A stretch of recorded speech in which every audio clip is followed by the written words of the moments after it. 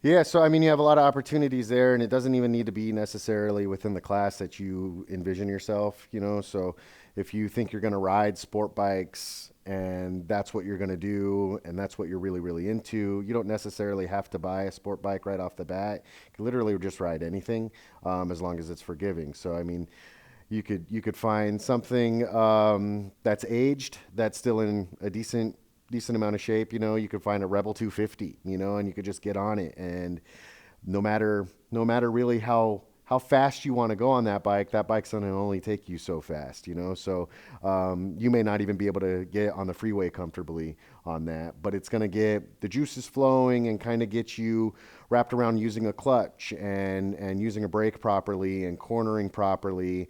And then as you graduate into a little more comfortable ride, you can go any direction you want to, because you have the meat and potatoes of riding a motorcycle kind of down and pat, and you're comfortable with it. So at that point, you can go many different directions. But you can also go, if you still you just hate the look of that Rebel and you want a sport bike because that's your style, then you can get, you know, a Ninja 250 or a Ninja 300, or, you know, they make them 400 cc's now. And those are still going to be bikes that give you a level of comfort to where you crack the throttle and it flat out won't do a wheelie, and you're not going to kill yourself immediately on it if you're still being somewhat careful.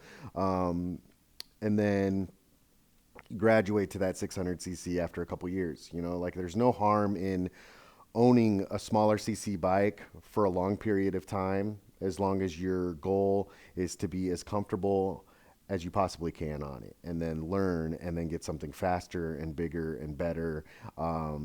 You know, when it comes to sport bikes, when it comes to cruisers, you can buy anything small and still learn the same way. So that Rebel 250 or a Rebel 300 is not enough bike to really make you feel too uncomfortable on, and you know, you can still ride it around town and stuff like that. Your only limitations are going to be top speed and freeway, right? So if you get it up to 70 miles an hour, you don't have a whole lot left there, you know. So if you need to get out of the way or something like that, that's about as fast as it goes. So but you'll still be able to ride it everywhere and be comfortable on it, so you can go ahead and buy something bigger at some point anyway.